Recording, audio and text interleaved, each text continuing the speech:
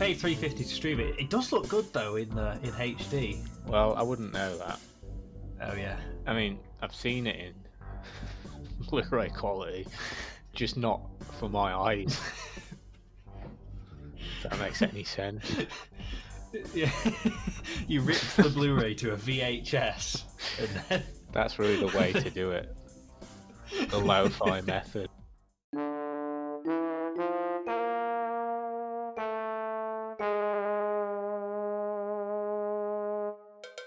Welcome to Double Feature, where we review the game and the film of the same name. Today we're doing Batman. All right. specifically the one with Michael Keaton. All right, yeah. 1989 Batman. Is it 1989? Yeah. Yeah. It's specifically called, like, when I was looking it up on Google Play Movies, it's specifically called Batman 1989, which I think is very forward thinking, because as of now there isn't currently another film where they've rebooted it and just called it Batman, but it's obviously going to happen. Is there not one previous? You know how you had the made-for-TV stuff that Marvel did, that awful advert, and then the Captain America one that's like really early.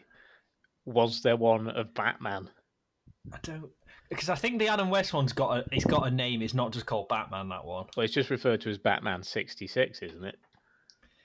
Yeah. Nowadays. No, yeah, okay, I googled it. Yeah, there's Batman 43, Batman 66, and Batman 89. So there we go. The most recently, but the new one in 2021 is going to be called The Batman. That's all right then. Won't get those mixed up. The Predator. That's the new one, isn't it? I can't wait to do Predator. Well, we'll leave that for another day. Right, so are we going to talk about the film or the game first? We'll talk about the film first. All right. There's a lot more to talk about. Because that's what I watched first. Oh, and there is a lot more. I did it in reverse of what you did. So, I've never watched this film before. Have you? Years ago. It's one of those ones like, it's the same with Gremlins, where I watched it years ago, but then I watched it again and went, I remember literally everything that happens in this film. But I wouldn't have been able to tell you that until I watched it. It just reminded me. So, yeah, this is weird. I've never watched it before. I'm not a Tim Burton fan either, because Tim Burton directed this. But I do actually. There's a lot of things I like about it. Yeah, I do think it's a good film. I think we're going to have similar opinions on this of things that it did right and things not quite. So, I first off, before we talk about anything serious, I want to talk about my absolute favourite scene in the entire film. It's quite early on when Vicky Vale goes for a date at Bruce Wayne's. Yeah. And you know what this scene is, don't you? Because they're eating dinner at a table. And a long table. Yeah, classic. It's a shot. It's a shot of her and a shot of Bruce, and then it pulls back to reveal like the world's longest table. It even uses the line "past the salt," which is a classic awkward table meal line. That sort of set the tone of the film for me from this moment, where, like, up to that age, tried to be a little bit gritty.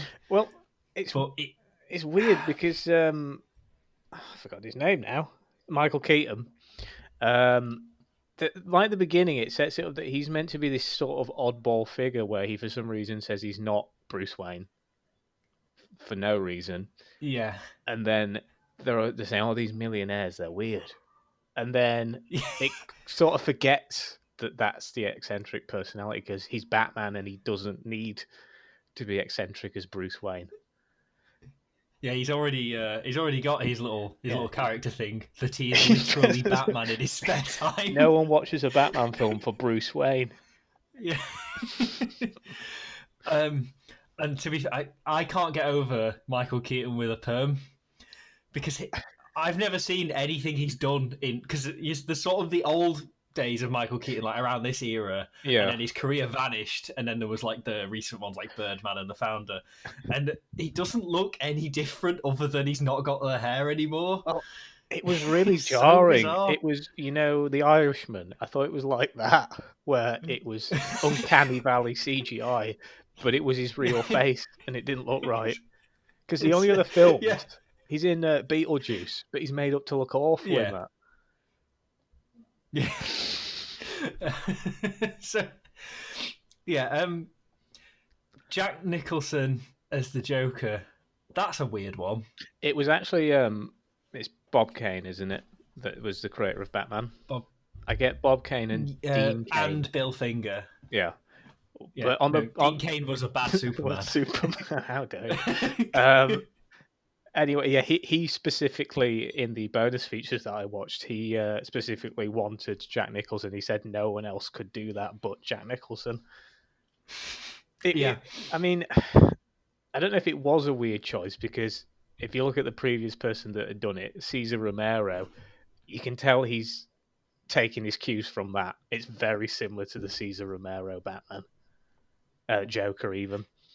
Yeah, I haven't seen that, so my only point of reference is the more modern Jokers, and the comics, obviously. Although, once again, I had a quick glance through the Wikipedia page. Like every single thing ever that is Batman related, it's partially based off the Killing Joke, because apparently, you have to. you have to base it off the Killing Joke. Oh, so.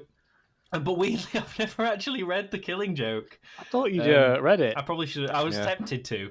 I was like, I should probably read that before we record this, and then I just didn't because the country's in lockdown. So I didn't really want to pirate it because it's a good one to own for the shelf. Alan Moore needs his money just as much as you do. I don't think he gets money. The artist does. Oh. The artist gets the money, but I think Alan Moore, the crazy guy, he doesn't collect royalties from any of his stuff, as far as I'm aware. That seems like a very Alan Moore thing to do.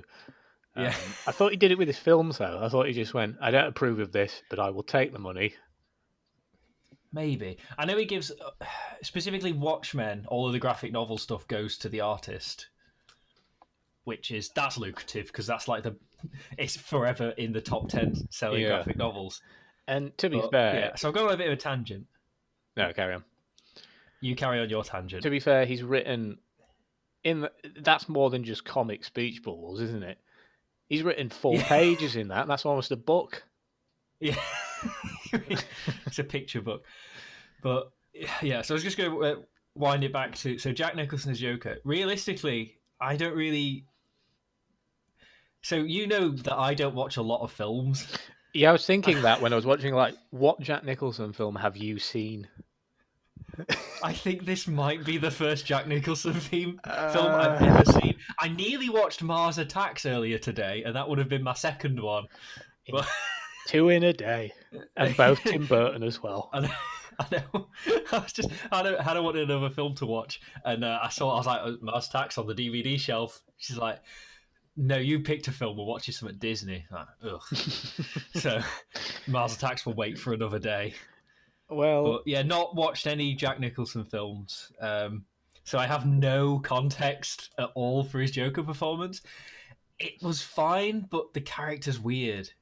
He's a bit lecherous, isn't he? And there's not much development beyond him.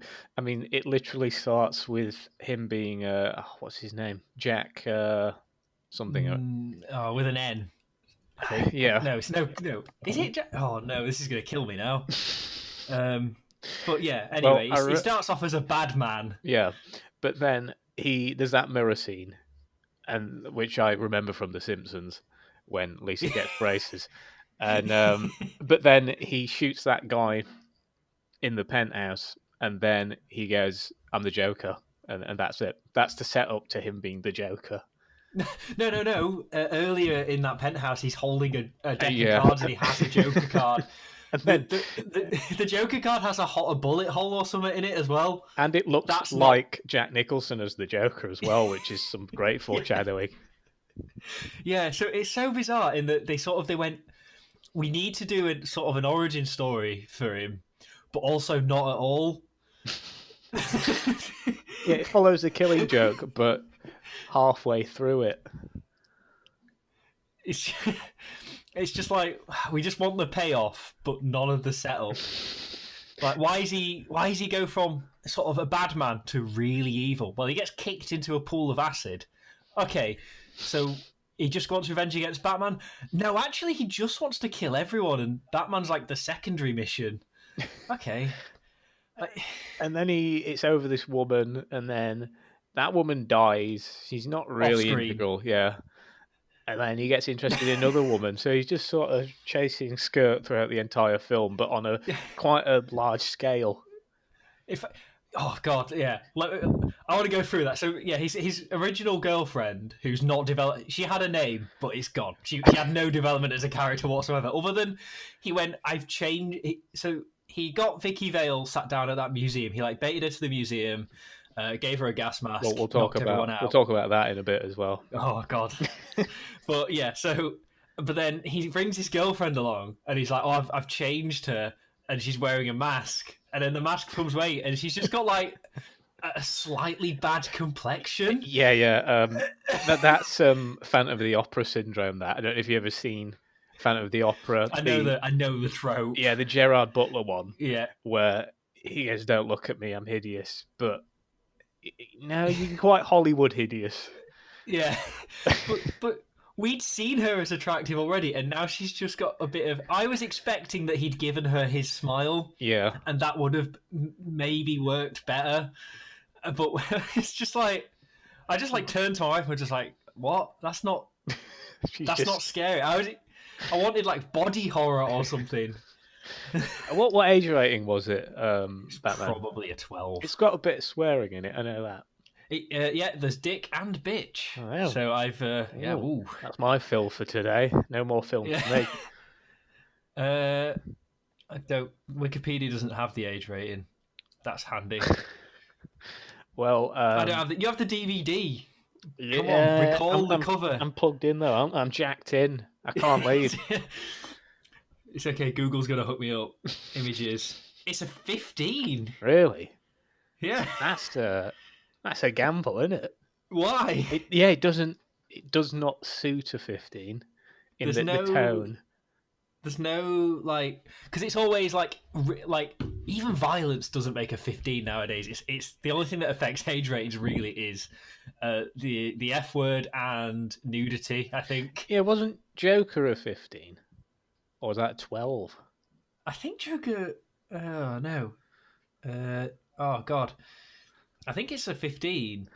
Yeah, and I remember. Yeah, again, I remember when I sat down at the cinema, and I was like, "Why is this? Is this a 15? This is too dark." And then this is the reverse. This is so tame in comparison to that. There's almost no gore. There's no gore. There's a tiny bit of blood right at the end that looks way too fake. Yeah, whenever anyone gets shot, there's not really a bullet hole most of the time either. No. I do. So here's one of my favourite things about the film. Because do you know what I've not watched sort of an old. I say old. It's not even. It's like 30 years. But you know what I mean. I've not watched a film older than about 10, 20 years in a fair while. Yeah. And Batman seems to be a holdout of the classic movie gun noises. Do you know that they don't sound anything like real guns and all bullets ricochet? It's really bad action films where it's just the same noise all the time. So, oh God, should we talk about the museum scene? I would love to, because this is my biggest memory of the Batman film is Prince, because my dad played the Batman album all the time in the car. Fun fact from Wikipedia: Batman was the first film to have 2 soundtrack CDs. Well, it was the Prince one that I don't know what the other one was. The Danny Elfman one. But this was like some weird vehicle for Prince for some reason. So I'm right, I think there's 2 Prince songs in it, isn't there? There's Party Man. I can't remember what the name of the other one is. It's when he's on the float in the balloon. Yeah, the float. And the float one fits even less, I think. Prince in general does not fit this gothic tone. They originally wanted Michael Jackson as well. Even, some of the villains look like they're from a Beat It video. Yeah. But But even then, it just seems really weird. It's obviously just star pull. Yeah, I mean, Batman did bring superhero films back. Superhero films always had this weird thing of like coming and going, and Batman was a bit of a triumphant return. So I can understand that the studio were like, maybe this won't put people in seats. Everyone who so likes we'll put comics. Prince in it. But I was always under the impression that he had a cameo in it, and I looked on Prince.com, the forum, and no, he doesn't. But apparently, he's credited in Fargo despite not being in it. So there's a fun fact for you. Fair enough. So yeah, that museum scene. So what is the Joker's motivation in this film? Like, he doesn't like Batman, but he doesn't really bring that up till the end. He's not really bothered about Batman until later on when Batman stops him doing something else. Yeah, he's not. He wrecks some paintings for no reason. He's just Joker, isn't he? I feel like he can get away with doing stuff like that just because Joker doesn't necessarily need a motivation. But with regards to a 2-hour film, he definitely does. It's especially because it doesn't particularly need a motivation. But if you're gonna do like a weird origin story, maybe then like if you bring him in as like, oh, this is the Joker, he's nuts. He'll do what he's doing. Like Dark Knight. Yeah. It makes a lot more sense. Oh, we do have to try not to mention Dark Knight too much, though. We've already mentioned Joker, so we're getting them all out. We got to get them in, but I don't want to compare the film directly to them. It's very different, apples and oranges in that one. Yeah. But yeah, because they done this. Oh, and when the film starts with people coming out of like a theater, and I was like, are they really doing the film? Are they really doing the parents kill scene? You knew they were going to do that, though. This is a reboot from. But they did a fake out at the beginning because it wasn't Bruce Wayne. It was just like some random people, and Batman saved him. Yeah, but then they bring in the Bruce Wayne bit later on, so I can't hate them too much for it because nowadays, everything Batman they always do the origin, and we don't need it. But I don't I'll let know. them off back then. I don't know how comic savvy audiences were in '89. So I can't judge them on that. I'll let it slide. But in the modern day, when everything's doing we don't need to see the 3 people in an alleyway, a gun and a pearl necklace. I have seen that scene so many times. Was it in the Joker as well? I think it was at the end. Yeah. Oh God! Do you know how much that bothered me?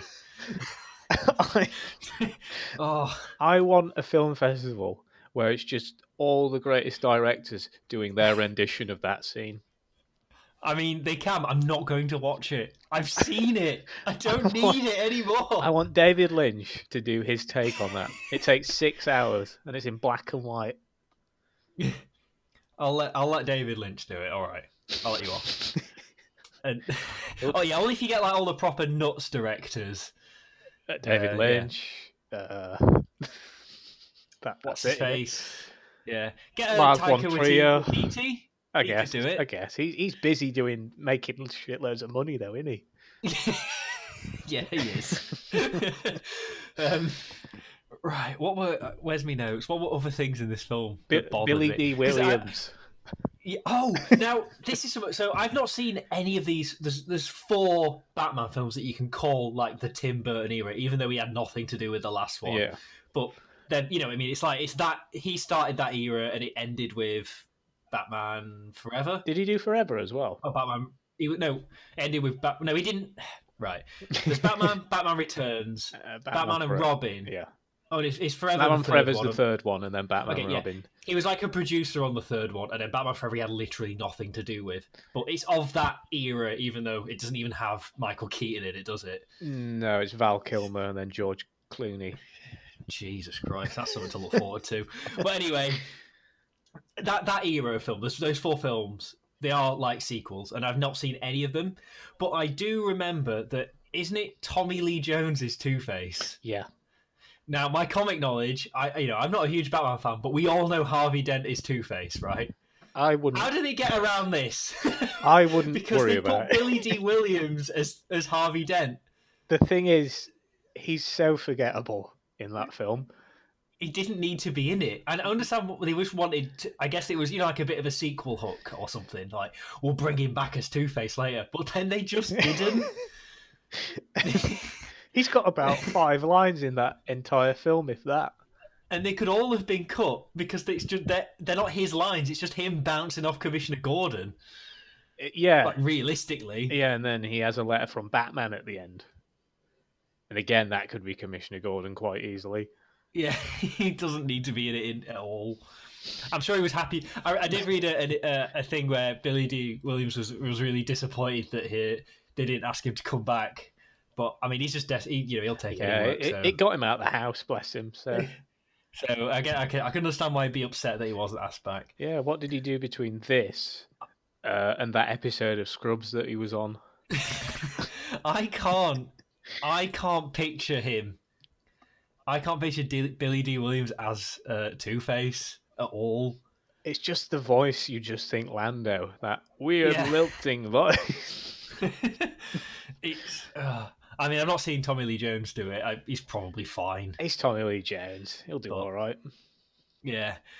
But, so, what else is in this film that made me laugh? I liked a lot of the silliness that was put in the film. I'll talk quickly. The physicality of it all is always nice. Like, when they're in the acid factory near the beginning and there's all steam and stuff coming out, and that's all real effects, and I just really like that. Oh, yes, I think it's almost all real effects except for some of the bits in the bat jet, or it's called. Oh, we'll get to that. We'll get to that. But the Batmobile when he goes armor on, and it like really horribly CGI puts armor on. Again, a scene that doesn't need to be there. Yeah, I don't know why he does that. That's for the toy. Fair enough then. That's absolutely for the toy. We'll talk about familiarity with the franchise. Not seen any of these films. I did have that Batmobile as a toy though. Well, that didn't have anything to go in it. It was massive, but it wasn't quite big enough for an action man, so I just had it empty. Well, all I had was a Batman bubblegum machine that my dad brought home from the cinema. That's a cinema promo. That. You still got it? Probably not. Might be there in the vault, in the archives. Oh, right. Hang on, I need to bring up my notes real quick. Well, have you got anything? What stood out to you? For me, the funniest scene was that bit where they find out that all the chemicals are really bad, and they don't know which ones, and then it cuts to the newscasters, and they look awful because they've got no makeup on. Oh yeah, really awful. They made it so that they look like, I think they Adam Boyle on one of the characters. Yeah, they look more horrific than that woman who was supposed to look horrific. But it's the same makeup effect. You know, right at the beginning, those two goons that Batman stops robbing that family. Yeah, they've got the same makeup on, like the homeless guy. Oh God. But yeah, that was bizarre. And it's like in that script they went, oh, Batman's supposed to be the world's greatest detective. Let's put a small bit of that in. Let's do some detectiving in. Yeah, which equates to Alfred, get me the files. Okay. And then he knows. And because he has the newspaper, doesn't he happen to have the newspaper of his murder? Well, his parents' murder next to him at all times, which is, not normal behaviour. That's not closure there.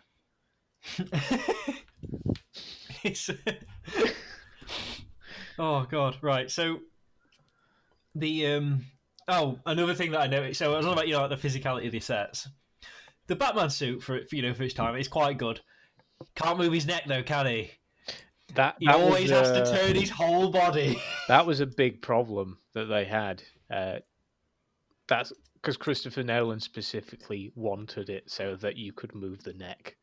Yeah. And he faced big problems with that as well. His was a lot more mobile, and it was still hard to act in. But Michael Keaton, bless him, the scene like when he's driving Vicky Vale in the Batmobile, and he's meant to be pretending to drive forwards, but literally has to turn his entire body 90 degrees to look at her. And it always makes them look like they're having a pout because it magnifies their face, and then they have like a fat chin. It's really unflattering. Like, it's so unflattering on the face. Oh, my word. So, yeah, the plane bit. So we'll fast forward. I did think maybe we should go through the plot of the film, but I think, no, don't do that. So I think what I didn't mention this, but yeah, what we're doing is what I wanted. It's an easy synopsis. It's the Batman fights the Joker. Batman fights not the Joker, but then that's the Joker. And then they fight again. Yeah. Oh, actually, one makeup thing I appreciate. I appreciate that his skin turns white because of the acid, and he puts makeup on to cover it. That's something I really remember as a kid because that blew my mind. You know the bit where he wipes his head? Yeah. And there's the white. Like, how did they put makeup on over the foundation and then not realizing, oh, it's just some white on a rag? Yeah. Movie magic there. Only visionary Tim Burton could think of that. Yeah, that's why they had to get Tim Burton to do this. Like, only a man of his visionary prowess could use white makeup on a rag. But no, that scene, I thought that was actually great, where he's wiping away and it reveals the white. Something you don't think about, but it's really good. Simple, no special effects. It impressed me as a kid. It impresses me even now. Yeah. It impressed me. And again, no memories of this film, never seen. This is the first time. And yeah, the last thing that stuck out, it's like a nitpick. Because I mean, a lot of this is nitpick. And as I said before, I do genuinely enjoy this film. I will watch it again, and I will watch the rest. Although I know that it's all downhill from here. But I'm looking forward to Danny DeVito. Yeah, it's going to be hard to watch after Always Sunny in Philadelphia, but it'll be interesting. Yeah. But yeah, so I generally enjoy the film. But yeah, nitpick. So right at the end, Joker, he says, "I'm going to hand out is it 200 million or 2 million? I thought it was 2 million, but then the float says 200 on it. And I don't know if that's just an arbitrary number. The 200th anniversary of Gotham City. Oh yeah. Because remember, America's that. I always forget that, but America's not as old as us. It always blows my mind sometimes to think that a city isn't that old. But I'm sure you've got young cities here. He's handing out the money. Where he got that from, I don't know. But anyway, yeah, he's part of a crime syndicate and kills one of them, and then the rest run away, and now he's the leader, and he can somehow afford sweet purple suits for all of his goons. I do appreciate that. You don't get it in a modern superhero film. You know, the goon. Colour coded as well. Who were, if you were to make they would be perfect in a 16-bit beat 'em up game. Colour coordinated goons. But unfortunately, we didn't get to play a 16-bit beat 'em up. We got the 8-bit option. But so we'll just finish wrapping up the film first. So yeah, has the float, and Batman gets his plane to stop this, which is the first time you realise, oh, he's got a plane in the film, the Bat plane. I guess it is. I think I had this as a toy. Yeah, as well, I was going to say that's really another toy commercial right there. Yeah. All of the scenes involving that are hilarious because it's bad CGI. Yeah. But the Joker's he's there. Batman knows he's there, and he's unleashing the gas, and then a good couple of minutes of people dying, and Batman's just dicking about in his plane, doing cool stunts and stuff. And he for some reason fails to hit Joker, a stationary target, with missiles and a machine gun. And then Joker just one-shots him with the world's just pulls out a novelty large gun. But that's a classic Joker thing, I think, the hilariously big pistol. And then later on he pulls out a hilariously small one. What, with the bang on it as well? Yeah, the bang pistol, that's a good one. I do like that. There's lots of Joker boners, as you might call them. Classic japes. He breaks a lot of TVs, including one with a boxing glove gun on Yep. an extendable thing. That's a classic. And buzzer. And Yep. the squirty flower with acid. All Yeah. classics. That's just classic Joker things that probably aren't really done nowadays. Now that it's really gritty and stuff, but like if you think, if you think classic Joker, you do think like stupid clown things. Yeah, a bucket of glitter, but filled with nails instead. Yeah, so Batman crashes the plane. He comes out of this a lot worse than the Joker, which is weird considering, again, Joker had one gun and not a plane. Well, I guess maybe he didn't have it that long and he wasn't used to flying it or something. That's not an excuse. If you take someone with a helicopter and someone with a trained firearm, I'm going with Helicopter Man. But this leads to one of the... I think it is from this point onwards all very good, really good scenes. I think so. It's the clock tower or bell tower, sorry. Yeah, all of that's really good. Well, except for where Batman's running up it, that's a bit funny. Just watching him run in that stupid suit. But yeah, so they get to the top and he fights. Oh no, I forgot about it. It follows beat 'em up rules. So there's the standard henchman goon. And then there's the one with swords. Yeah, I thought that was going to be like Indiana Jones, that bit. Where he shoots the guy doing all the big fancy sword play. Yeah. It was sort of that. It took about 10 seconds to dispatch him. Yeah, but then another... Is that the same sword guy or a new sword guy? Appears at the top of the bell tower, but now he's got sword boots, but Batman just like punches him or kicks him in the nuts, and it's over. And then another goon jumps from high onto some floorboards and just falls through. And I'm not sure. I know what they're trying to convey. They're trying to convey that like Batman's like big and powerful and doesn't have to. He's like this big hulking guy, where you can't just like punch him and expect to win. But it does it in such a daft way. But then there's like the final set. Like Joker's the boss fight, but before that you have a really strong guy who happens to be black. There's a nice trope. That's video game logic again. Like, big man, black man, strong character, but slow. and as far as I'm aware, I can't think of it other than him. There's only Billy D. Williams, and they're the only two black characters in the entire film. It was a simpler time. But I guess back then, Billy D is enough to balance it out of having like the slightly racist, strong black man. At that point, he was the only black man in Star Wars, so he took two franchises and represented them.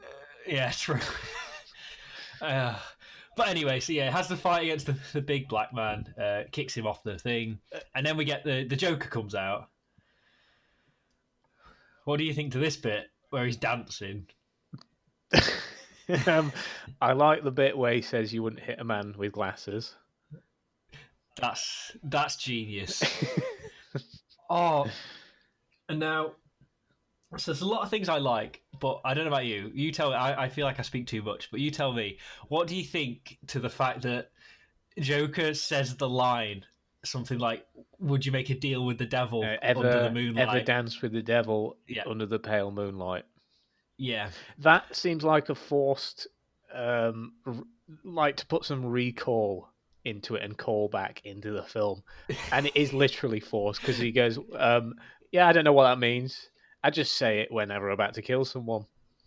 Yeah. So the first time he said it, because he says it to Bruce and Vicky when Vale. he's like in that woman's apartment, and when the first time he said the line, I was like, "Why the hell that?" Even like in the context of the Joker, that's such a weird line. And then, I get it. So he says it all the times, and he said it that time when he shot the kid. He didn't say it when he shot the two parents, though. He didn't say it when he shot the other Waynes. He said it when he was pointing the gun at Bruce Wayne. Oh yeah. He should have said it to each individual one. Go round the room. Oh god, and weirdly, that's played by someone who looks nothing like Jack Nicholson. You can't. No one looks like Jack Nicholson there. Yeah. I don't think he had makeup on when he did that smile thing. But They didn't need to do that. They didn't need it to be specifically the Joker who killed Batman's parents. They could have just avoided all that, but hey ho. So, yeah, then you have like the final encounter with the Joker, which results in the weirdest death Oh, he just that falls. I've. Just falls to his Yeah, death. so it's like his goons are in a helicopter. He makes his escape. Batman fires a rope that ties him to a statue, and then the statue weighs him down. At no points did his goons go, should we move a bit closer to the tower so he doesn't fall to his death? Well, that's why they're goons. It's just a movie thing, isn't it? And then he hits the ground, and he has a bit of jam on him. And then there's that laugh, that which is sampled in the Bat Dance song. If you want to buy the Batman album, Prince? Yes, available on iTunes, maybe. I assume It might be on Spotify. If not, it'll be, if there's nowhere to legally stream it, it'll be on YouTube, sort of in a dubiously grey area. It is, because I've listened to it, and actually don't listen to it because it has loads of samples from the film, but they don't work at all. Well, the songs don't work in the film either, so that relationship goes both ways. It's fitting. Oh gosh. So, one last thing to talk about. Oh, yeah. So to tie into that, there is literally the line of like, Joker tells Batman, "You made me who I am," and then Batman goes, "Yeah, well, you made me who I am, so." You know? Yeah, but then he goes, "Oh no, it's all he said, she said. You have to say it after I said it." So I do like the fact that he just calls him up on it afterwards. Yeah, but it's weird. But that's the end of the film. Is there? I'm done. Is there anything else you want to bring up? No, I think that's pretty much the film. In a nutshell, I think that's all my notes. In a 40-minute nutshell. Yeah. One last thing. According to Wikipedia, it was like sort of Danny Elfman's big break, which is weird to think about. Yeah, think about there was a time in cinema where Danny Elfman wasn't just. I thought he did Star Wars. Go-to guy. Didn't he? Did he? Yeah. But was he didn't solo? Because John Williams. But yeah, he does the the bike chase, the speeder bike chase music. That dun dun dun dun. I'm sure he does that, doesn't he? Yeah. Well, I'm just going off what Wikipedia said. Well, so don't shout at me because don't shout at me because I'm too lazy to do real research and just look up Wikipedia. Well, but I think it was like him solo scoring, maybe. Yeah, that's probably right. I mean, it's Wikipedia. It's probably right. Yeah. Who am I to judge? That's what they print on the website. It knows more than I know about his career. I will just say, like, the Wikipedia at home, anyone at home, it is really worth just giving a read through because all of the information about say that casting guide. No, not. It's not to do with what we said. I just don't want to verbatim repeat it. But all of the ideas, like the casting before the final casting was reached. At one point, Willem Dafoe would have been Batman. Oh, not the Joker. What was the other one? Bill Murray was going to be. He's just not a likable face. But they wanted Bill Murray as Batman as well. Yeah, Bill Murray as Batman. That'd be a very lethargic Batman. Oh, can we talk about? So there's that reporter who, as far as I'm aware, isn't a character in the comics. He's like a made for the thing. Yeah, he's like that guy in Superman. Who I've forgotten the name of. But I was like, do you know when you look at something, you go, I'm sure I've seen him in something, and I looked it up and went, no, I've not seen him in something. He's done nothing. Yeah, I thought if you squint, it looks like Tim Robbins. But it's not. It's not. It's a guy who, like, his Wikipedia page isn't even. It doesn't even have a table of films he's done. They're just like loosely described in a paragraph. Like, well, it's bizarre. It was hardly a breakthrough for him. When you think of a film about Batman and the Joker, these big personalities, you don't think of, that journalist guy. Yeah, his character was completely unnecessary. I thought he did all right. Yeah, he did all right, but he's not. Yeah. He's not memorable. No. Do you want the other Hollywood stars considered for the role of Batman? Because Warner were adamant it had to be like existing. They wanted star power. So, considered for the role Mel Gibson. That wouldn't have gone. It wouldn't have aged quite as well, that film. No. Kevin Costner. I mean, he was doing Waterworld there, wasn't he? He was was building up to that. He was busy. Charlie Sheen. Again, I can't see it as Batman. Tom Selleck. Oh, a bit of an older Batman. Might have worked. Bill Murray, we said, and Harrison Ford to get the Star Wars tie-ins. Yeah, that would be great. Billy D. Williams and Harrison Ford. I can't see him as Batman, though. No, but I want to. All. No. And who was the other ones for the... Oh, yeah, so the Joker, he was adamant he wanted Jack Nicholson, but the studio really wanted... They had a couple of ideas, right? And you're not ready for this. Tim Curry, you can see that. Very good. Very good choice. Yeah. I'm going to not even read them in the right order. John Lithgow, I would have wanted to see that. I think that there's still potential for that.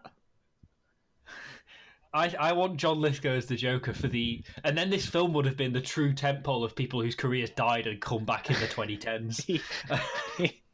He was in Shrek, John Lithgow. Ray Liotta. He looks like the Joker, but I don't think he could pull it off. No. And then finally, and you're not ready for this, David Bowie. I'm sorry, as much as a fan, Joker. As much as a fan I am of him, but no, sorry. That would have been... Would he have an accent? Because I've heard his American accent in the Twin Peaks film, and that's not something anyone deserves. And there's no way he would have signed up for it because Jack Nicholson as a Joker has really baggy trousers, and we all know David Bowie would have wanted really tight pants. I need it packed more. But he would have done the soundtrack instead of Prince, probably. So there would have been a gratuitous scene of him singing his own song. I mean, the museum scene with David Bowie just doing a music video would have been phenomenal. These alternate worlds that could have been. Oh, gosh. Right. I'm done with reading Wikipedia for facts. Yeah, I'm done with it. I think that's not a theme I want, reading Wikipedia. It's just the casting thing. That's just too good. So, yeah, I right. think overall, good film. Tries to be gritty. Sometimes gets stuck being not gritty. Skirts a fine line between both. But, it's a good watch. Yeah, it doesn't. I don't think at any point it undermines the grittiness of the film. Like, it never at any point do you look at Gotham City and go, "This isn't a horrible place." Like, it's still a horrible place. But at the same time, it feels very. You can tell it's a set. Unlike the new one, it feels like a closed set. Yeah, they don't make it feel like a sea, but limitations and all that. But yeah, overall, I did enjoy that film, and I would recommend that you watch it. Are you talking to me or the audience? The hypothetical 3 listeners. Okay, well that's optimistic. Right, so we'll have an ident. We'll have a bat break before we move into our bat segment 2. These puns are thick and fast. These bat puns are really not bat working. Crazy.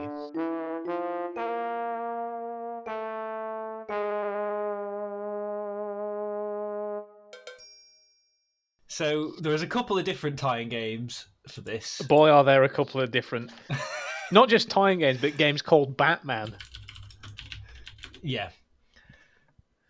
Hang on, sorry, a little bit of typing. I won't edit this out. But we chose the NES one. Why did we choose this one? Because it is the most iconic one. I think that's sort of 4 or 5 generations, years before us. That would have been a big game of that generation, I think. Yeah, it's a tie-in. It came out in '89 in Japan, but not till 1990 over here. So a little bit late, but that happened back then. That's just the way it was. It's still very much a tie-in. Well, very loosely a tie-in. Oh, yeah, well, that's something to talk about. So I'll ask you about the game in a second, but first off, I'll just mention it's by Sunsoft, who were unbelievably prolific in the NES days, and they did a lot of tie-ins, right? I don't know about the NES. I know the SNES. They're sort of a developer that their games are always a solid 6 or 7 out of 10. They never push the boat out, but the games are always just a bit above the average. Yeah. So what do you think to this Batman game?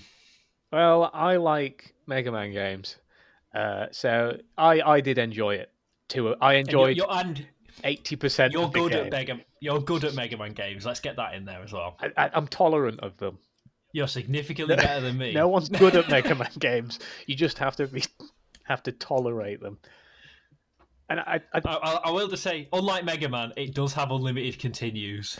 Yeah, thank God for that. It doesn't try. I don't think it tries your patience anywhere near as much as the Mega Man games. You know, the stupid the moving and vanishing block levels in the first Mega Man. It does. So obviously this came out after Mega Man, and they've definitely drawn a lot of inspiration from it. They do copy my least favorite Mega Man enemy, which is the like little thing on a platform that speeds up when you're on the platform. That's like top 10 my least favorite thing in a. But I think in Mega Man you can't kill those; you can only stun them. So the small graces. Yeah, well, you can kill them in Batman, but your ranged weapon is a consumable. But so I'm gonna just say what happened with me with this. I'm rubbish at it, and it took me a while to get to grips with the jumping, like that weird, clunky Mega Man style of jumping. Yeah. So I died. It was really weird. I died a lot on like the first level, and then it clicked the game, and I breezed through until we hit the same sort of roadblocks. But when you die and use a continue, your consumables stay where they were. And because I died so much, I got to 99 right early on and just carried that through to the end. Yeah, what was it like with you? I hardly use the consumables up until about the 3rd or 4th level. I should mention so the consumables, there's a Batarang, which I think uses 1 out of the 99. Yeah. That has sort of half screen range. Then there's the gun, which is full range, and I think that's 2. The bat gun, you mean? The bat gun. And then that's 2 consumables. And then there's the bat triple gun that uses 3 things. And I don't think I really used that at all, unless it was hard I literally didn't use it. Yeah. Oh no, I used it on. There's a boss fight that's weird. It's like the boss fight, but it's just a level where you got to shoot bits of it. Yeah, and they were a bit where I found out if I stood there and used that weapon, then I could get it. But I started using the consumables at that point. You know, the stupid jumping enemies. Yes, that just leap in such a way that you can't jump over them, and you can't quite get under them unless you have really lucky timing. Yeah, it's a case of if you get it right, it's fine. If you get it wrong once, you're just in a loop of getting jumped on repeatedly. Yeah, all bets were off. Once I just switched to the gun and just blasted them off the screen. Yeah, that's what I did. I edged towards the screen. I tried to chase a few of them off, but the memory is so good of the NES that it didn't. Normally, it just erases them on a scrolling game, but it kept coming at me, and then I had 2 to deal with. Yeah, that's like a classic NES thing where you just a lot of platformers this era where you go, well, if I could just get off the screen, it'll disappear, but it doesn't. if I just run away from my problems. It's a joke. Yeah, I died a lot on them. I got really frustrated. I'm going to have to admit, dear listeners, I did not finish this game. What an amateur. I got to, not the last boss, but the last section. This is not a long game. You look up a long play on YouTube, they're about 30 minutes. But this is always the case with so many games like this on the NES and the Game Boy as well. They're like, oh, that's only 20 minutes. That'll be a breeze. And then you get stuck immediately. I spent an hour and a half with this game, and then I was done. I didn't want to go back to it. I could have maybe gone back to it like in a day or something after a break, but we want to get this show done. I'm rubbish at it. What was it that did it for you then? That made you just quit? Just the boss. I've watched the last bit on the. I watched the Joker fight like on YouTube, but just before the Joker's the jumpy boss thing. It Oh was yeah, that yeah. because, and even when I've watched a Let's Play of that, and it almost, when you go, I must be doing something wrong, and it's like, well, not really. It's when even in the Let's Plays they're losing life. Yeah. You go, well, they're trained in this. How am I supposed to do this? But I swear, the last level, there's a bit that you can't physically jump over without taking damage. Because Yeah. there's all the cogs. There's lots of cogs. Yeah. There's a bit. Some nice rotating cog graphics. I mean, the in animation's the quite nice all around. But the cogs in particular. There's a bit where we have to get between some cogs and do a wall jump, but it never seems to work. Yeah, I at no point felt confident with the wall jump. Every single wall jump, when I got quite good at it, but I would go, I need to do a wall jump, and I go, oh. That level is where I lost all the confidence in my wall jump. But I think there's a bit in level 2 where it's quite considerably easier because there's no enemies at the top of these cog columns. Knock you in classic 8-bit style, the enemy at the top that knocks you straight back down to the bottom. Yeah. Lots of conveyor belts as well. Oh, that's classic NES games. You have to have a conveyor belt, a factory level as well. Well, it's either that or an ice level. Well, thank God for that then. If we ever play a game with an ice level in it, I'm not playing it. Oh dear! I'm just getting to that and quitting. Yeah, I mean, I think for the context of this, we don't have to. We're not doing a full review or anything. We don't have to complete the games. We just have to get an idea of it. So, I guess to loosely tie into what the idea of this podcast is how well does it tie into? So, how well? There's a couple of things to judge it on. How fun is it as a game, and then like the graphics and stuff, and then we'll talk about how well does it tie into the film, and just that's it. I think there's only those two things. But yeah, as a game on its own, what do you think? I'm sort of disappointed that I missed it out the first time and that it's taken me this long to play it. The music is very good. The music's fantastic. Top bangers. I thought it was a really good game. The visuals are really good. A lot of 8-bit games like this can often have like quite lazy backgrounds, but it doesn't. There wasn't much or any clipping as far as I could tell. A little bit of sprite flicker. I got some slowdown in certain bits. I didn't get that much slowdown. I think maybe one of the bosses, the stupid machine bosses, but that it wasn't that often. It never got in the way. Also, when you jump, you don't stagger like Castlevania, which is really annoying. Yeah. Like overall, sounds really good. Graphics are good. The gameplay is fine. It's a NES game. It feels like if someone went back and made a demake game of the Batman film, that's exactly what it feels like. Yeah. I mean, it's things people talk about with tying games nowadays are like they'll talk about the Spider-Man game makes you feel like Spider-Man. You're obviously not going to get that on an 8-bit game. You're just playing. I mean, I don't think you get that on any game. That's a rant for another day. But overall, genuinely, it's a really good game. It's hard, but that's the era. Yeah. Like against its peers, like genuinely, this would be a game where before I played it, I would have gone, it's probably at best all right and probably a bit crap, but it is genuinely like worth playing. Yeah, and when you say it's hard, it's been compared to Ninja Gaiden. But not in difficulty. So in that comparison, it's a lot easier. Oh no, a mortal can finish this game. You'll just need a few more tries than I was willing to put in right now. Like again, I might go back and play it at some point. It's just context of deadlines and such. If it was possible, the only thing I would change is that because when you die on a boss, you have to go back to the start of the section of that level. Yeah. If it was just you fought the boss, that would be fine. That would be the perfect difficulty. Pleasantly surprised when, one, that there's unlimited continues, and two, that you get, when you lose a level, you don't go back to because a lot of NES games like this where you're at level 1-1, 1-2, 1-3, you sometimes have to restart at 1-1, but not on this. It just puts you back to the level unless you're on a boss. which is the worst part. Yeah, which is it was good that they did that because I would have played the game a lot less. I would have gone a lot less further in this if I kept Yeah, I would have quit a getting lot taken earlier. back.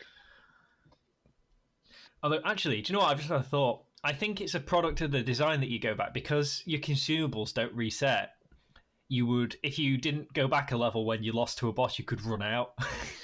Oh, yeah, that was one of the things I was going to bring up about the consumables and how reliant you are when you're fighting a boss. Yeah, because you can't just punch them like you can the goons. You technically can, but it's really hard. You know that boss that swoops down? I think it's the first boss. He swoops down in Yeah. like a U shape. You can actually beat that without consumables, and I ended up having to do that. But that is What? really difficult. You have to How did punch you? him just at the right You time of the arc. you ran out of consumables. Well, I spammed them all, and then I died.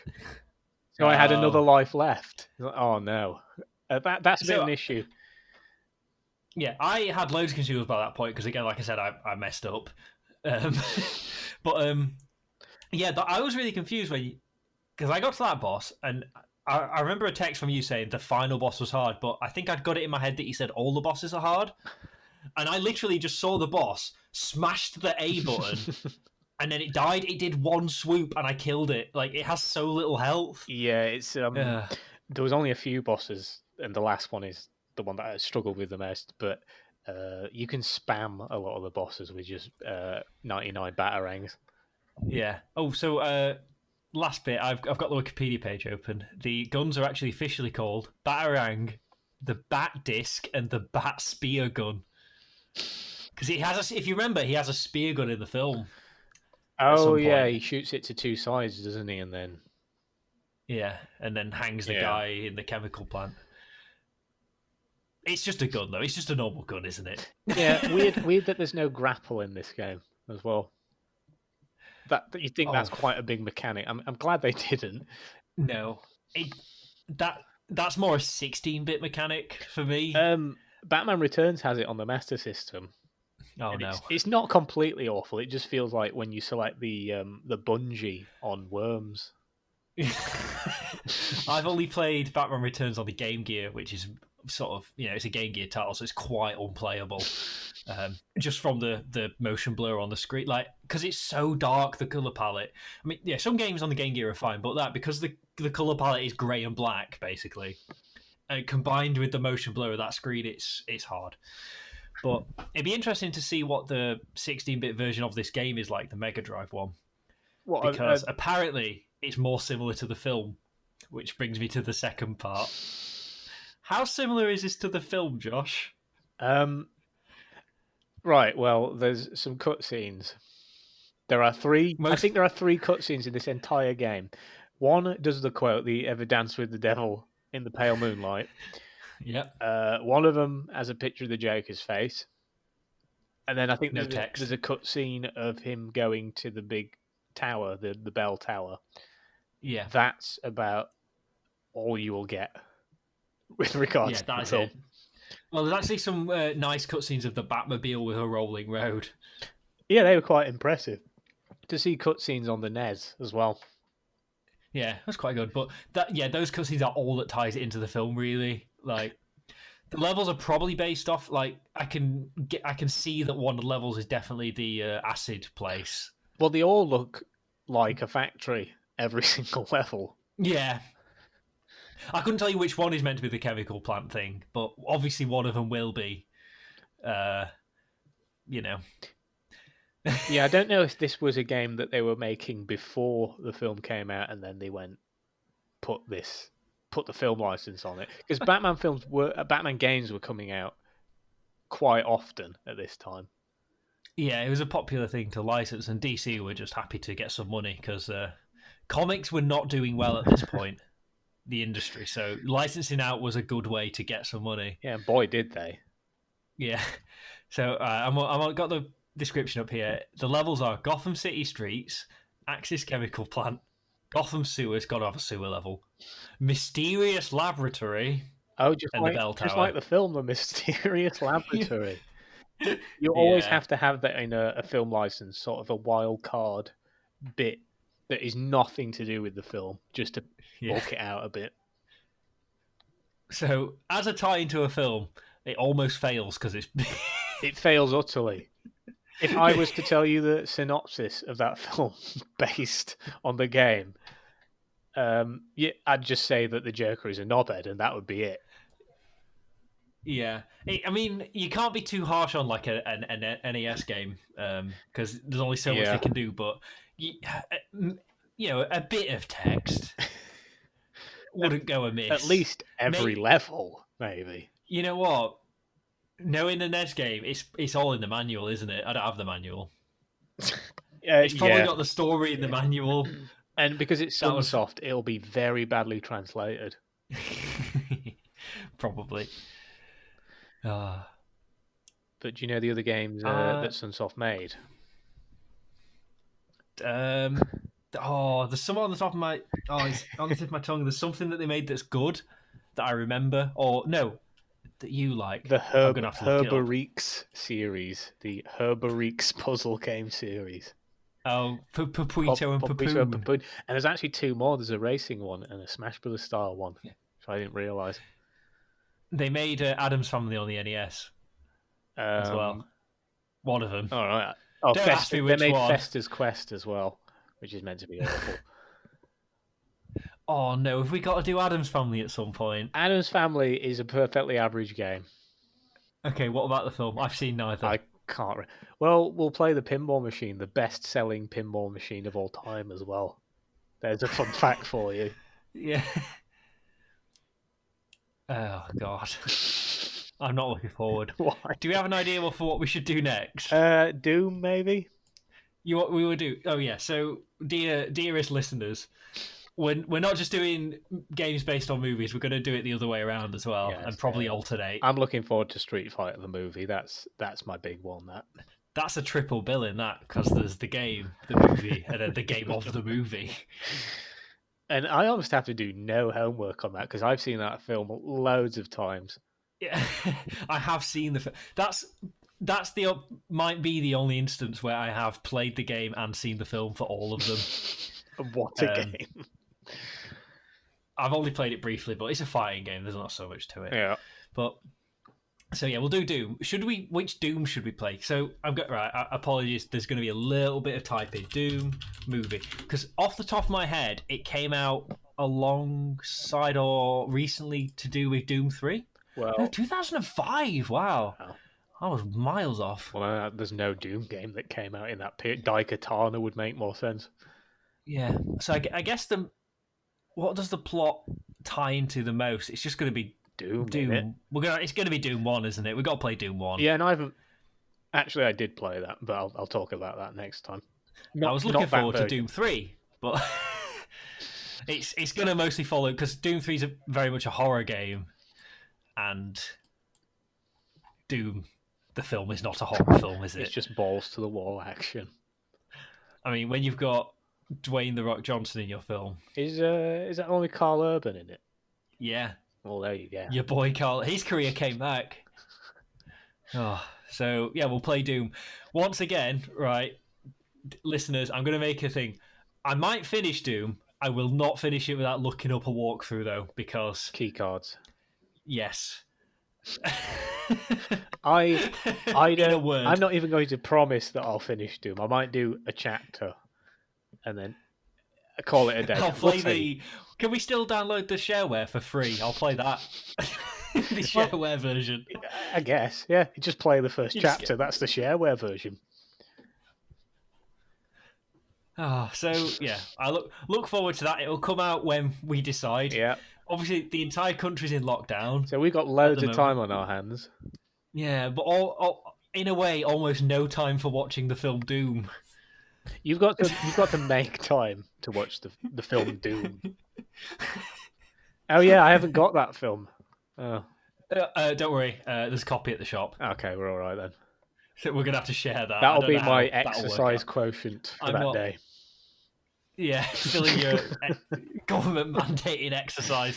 So yeah, we've got to share that DVD. I'm not renting it. I think I only mentioned this off air, but you watched this on DVD, Batman. I had to rent it on Google Play, which thankfully I had some Google credit from something surveys, I think. But it still felt weird streaming a film on YouTube, but paying money. Paying money for YouTube. That's obscene. What a weird concept. Was there not some weird stretched out version or really overly bright with a stamp over it? I wanted to give it a proper watch. Yeah, I have seen where people upload films to YouTube and it's like in there's an an outline of like a theater. Yeah, like a Super Game Boy border. Yeah, yeah, and the film's in the middle, but it's pitch shifted. So, oh god, no, yeah, I watched the film properly. Well, if anyone listening has any ideas of films and games that they would like to hear, say them, I guess. Yeah, I will list off a couple. I'm looking forward to Tekken because I genuinely liked that the first time I watched it. Got to watch that again. What? It's a good film. It's better than Blade Runner. Are we playing the first Tekken? Oh no, Jesus. Well, this is a conundrum we're going to come up with a lot. But so in the case of Doom, it's not based on a particular game, so we're going to do the first game. But if it releases alongside a particular game, that would have been. Then I think we should do that game. Tekken 4 so it might be one of the 5, tag ones. I think. What year did it come out? I don't know. But anyway, we'll that's a problem for another day. So yeah, we're not always going to do the first game in a franchise. We'll mix it up with whatever looks closest. Whatever we're more willing to play. Doom. If only there was. I wonder what console I can play Doom on, other than every single. You got a calculator, I don't even own right? it. I don't even own it. I'm going to have to purchase a copy of Doom on something. I mean, it won't cost a lot, but yeah, it's. I'm almost daunted by what to choose. Do I want keyboard and mouse? Should I get on a controller? I don't know. It's even though it's an FPS, it does not feel like it is designed for keyboard and mouse because you don't look up and down. It's not designed for keyboard and mouse, is it? It's designed for keyboard. Yeah, that as well. You don't need the not mouse. Yeah. Oh dear. So we will get on that. That's our homework. Anyone at home, maybe watch the film Doom before we cover it, and then you've got some context because we're not going to recap the entire film, even though we probably should have because this has gone on for 2 hours. Well, I mean, you know the plot to Doom, so we'll probably stop it there. That's the first episode of Double Feature. I have no way of turning the machine, the radio recording machine off. That's on Tom's end. I'll stop it. There'll probably be some music playing now that we're slightly talking over. So I guess we'll just say bye.